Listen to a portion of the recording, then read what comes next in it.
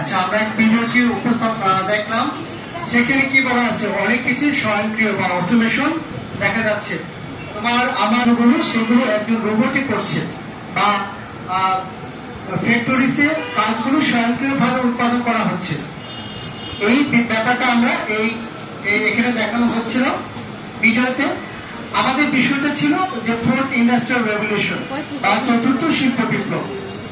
শিল্প বিপ্লবটা হচ্ছে মূলত কৃষিভিত্তিক সমাজ থেকে উৎপাদন ভিত্তিক সমাজ ব্যবস্থার একটি রূপান্তর মাত্র, যেখানে উৎপাদন ব্যবস্থায় গতিশীলতা তৈরি হয়, যেখানে যান্ত্রিক ব্যবস্থা থেকে একটি স্বয়ংক্রিয়তা তৈরি হয়, যেখানে যোগাযোগ ব্যবস্থার উন্নয়ন ঘটে এবং সর্বোপরি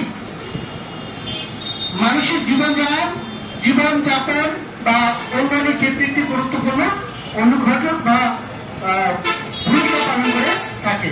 তার আগে আমরা দেখবো যে আমরা চতুর্থ শিল্প বিপ্লব বলছি।